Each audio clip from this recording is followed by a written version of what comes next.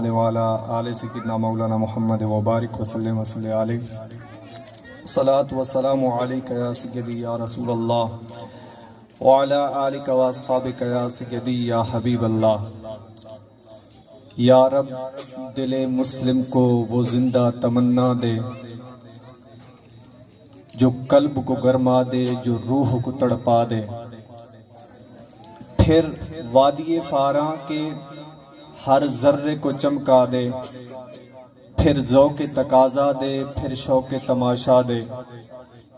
میں بلبل نالا ہوں ایک اجڑے گلستاں کا، تاثیر کا سائل ہوں محتاج کو داتا دے۔ بات بنتی نہیں جب بات بنا لیتے ہیں، نام لے کر تیرا محفل کو سجا لیتے ہیں۔ لفظ جب اشکوں کی صورت میں وضو کرتے ہیں، آقا تیری ہم نعت بنا لیتے ہیں۔ اور روٹھ جاتا ہے جو اللہ گناہ گاروں سے، درود پڑھتے ہیں رب کو منا لیتے ہیں۔ اللہ رب العزت اس پنیری کی نگہداشت اور اس کی کیئر کرنا اب یہ والدین کی ذمہ داری میں آ گیا۔ نبی اکرم صلی اللہ تعالی علیہ وآلہ وسلم کی حدیث مبارکہ ہے کہ جب کسی کے ہاں بیٹی کی پیدائش ہوتی ہے تو اس وقت رب کے فرشتے آتے ہیں اور رحمتوں برکتوں کی سوغات لاتے ہیں۔ اور فرشتے کیا کہتے ہیں کہ کمزور سی مخلوق سے باہر آئی ہے، اور جب تک جس کی اولاد ہے، جس کی بیٹی ہے، وہ اس کی نگہداشت کریں گے، اس کی تربیت کریں گے، اس کو اچھے اخلاق سکھائیں گے، تو قیامت تک اس بندے کی مدد کی جائے گی۔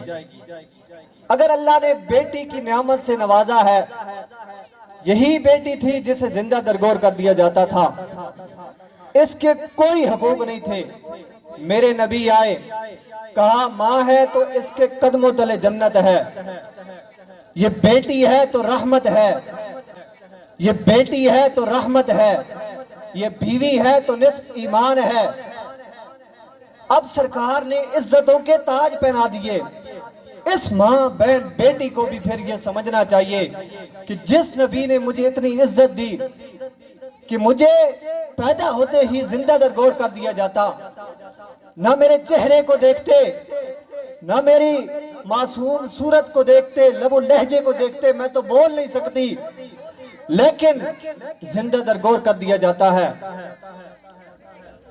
تو اس بیٹی کو، اس ماں کو، اس بہن کو پھر اس نبی کا شکر گزار ہوتے ہوئے، رب کا شکر ادا کرتے ہوئے، پھر شریعت کے دائرے کے اندر رہ کر اپنی اولاد کی تربیت کرنی ہے۔ اور جب بیٹے کی پیدائش ہوتی ہے، نبی اکرم صلی اللہ تعالیٰ علیہ وسلم ارشاد فرماتے ہیں کہ پھر فرشتہ آتا ہے، فرشتہ ماتھے کو چومتا ہے اور فرشتہ کہتا ہے رب تجھے سلام کہتا ہے۔ اب پہلے فرشتے آئے تھے، اب ملک کا لفظ ہے، فرشتہ آیا ہے جب بیٹے کی پیدائش ہوئی ہے۔ تو یہ پوری حدیث مجھے اور آپ کو کیا سبق دے رہی ہے کہ جو اولاد ہوتی ہے یہ صرف ایک بندے کا اضافہ نہیں ہے، بلکہ رب کی رحمت بھی ہے، اس کی نعمت بھی ہے، اس کا کرم بھی ہے۔ اب اگلی بات کہ سب سے پہلی کمپنی جو بچوں کو ملتی ہے وہ والدین کی ہوتی ہے، سب سے گہری تاثیر جو ہوتی ہے وہ والدین کی تربیت کی ہوتی ہے۔ سکول بعد میں آئے گا، مدرسہ بعد میں آئے گا، کالج یونیورسٹیز بعد میں آئے گی، سارے ادارے بعد میں آئیں گے، جس جگہ پہ بھی بچہ جا رہا ہے وہ بعد میں آئے گا۔ سب سے پہلی کمپنی کون سی ہے؟ وہ والدین کی ہے۔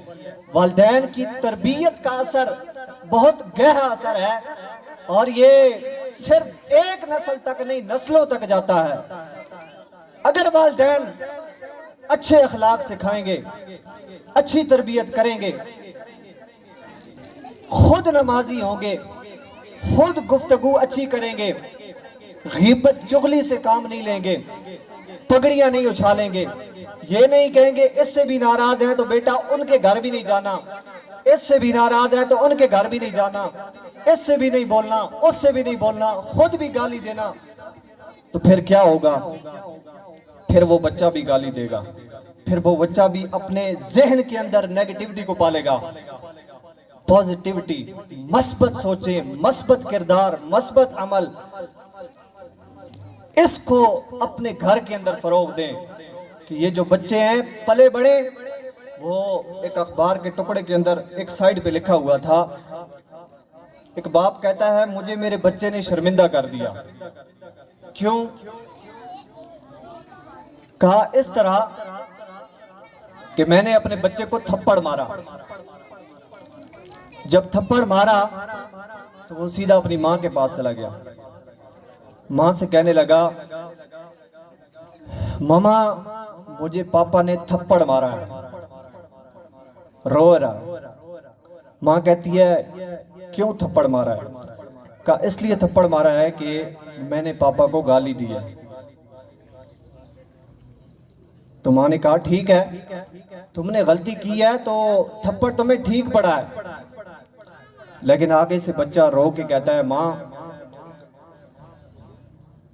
تھپڑ مجھے پڑا ہے، اس بات کا دکھ نہیں ہے، دکھ اس بات کا ہے کہ جس بات پر پپا نے مجھے تھپڑ مارا ہے وہی گالی پپا مجھے دیتے ہیں، میں نے ان کو دے دی تو انہوں نے مجھے کیوں مارا؟ میں نے تو کبھی ان کو نہیں مارا۔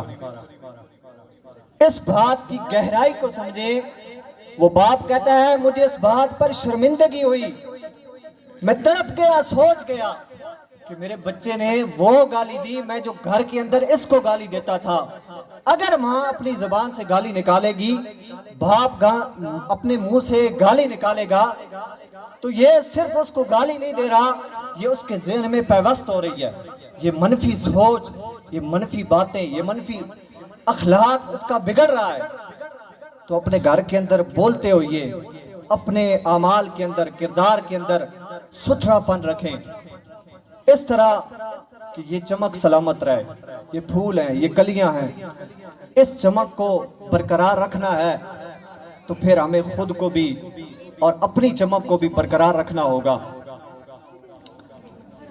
اگلی بات، اپنی اولاد کو تربیت دیتے ہوئے تین بنیادی عناصر اپنے ذہن میں رکھیں۔ دیکھیں اسکول، کالج، مدرسہ، یونیورسٹی سارا کچھ ضروری ہے، یہ ضرورت ہے، اس کا انکار نہیں کیا جا سکتا، لیکن رکھنا ہوگا۔ اگلی بات، اپنی اولاد کو تربیت دیتے ہوئے تین بنیادی عناصر اپنے ذہن میں رکھیں۔ دیکھیں اسکول، کالج، مدرسہ، یونیورسٹی سارا کچھ ضروری ہے، یہ ضرورت ہے، اس کا انکار نہیں کیا جا سکتا، لیکن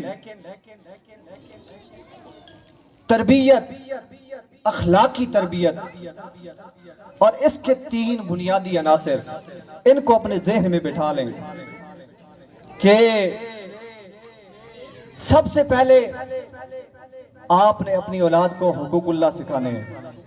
ان کو سکھانا ہے کہ رب کا حق، جس رب نے پیدا کیا، مجھے پیدا کیا، آپ کو پیدا کیا، اس کا حق کبھی نہیں بھولنا۔ دنیا کا ناغہ ہوتا ہے، ہو جائے، لیکن کبھی بھی رب کا ناغہ نہ ہو جائے۔ دوسرے نمبر پر حقوق الرسول، کہ میرے نبی آخری نبی ہیں، ان کی سنت پر چلنا ہے۔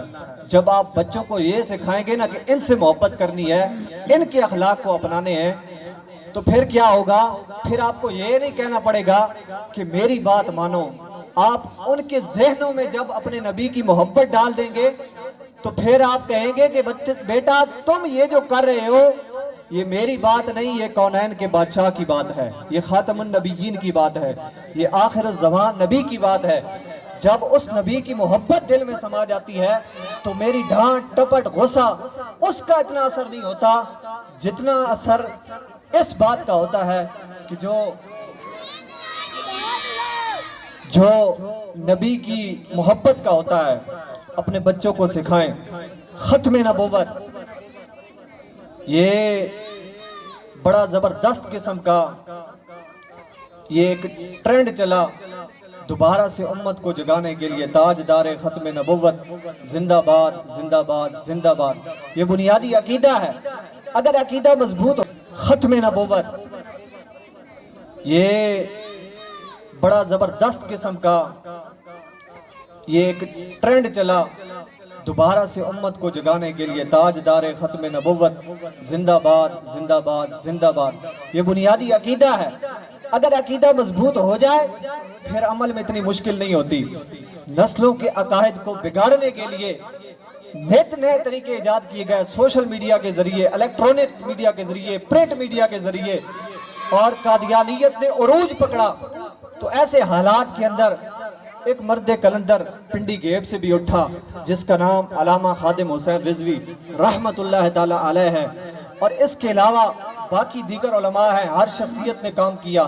تو کہنے کا مقصد یہ ہے، دوسرے نمبر پر حقوق رسول اپنی اولاد کو سکھائیں، تیسرے نمبر پر حقوق العباد، بچوں کے ذہنوں میں حقوق العباد۔ حقوق العباد کے اندر کیا ہے؟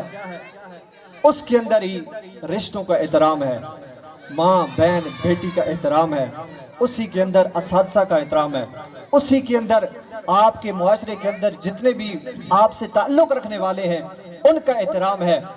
نفرت مت سکھائیں، محبت سکھائیں۔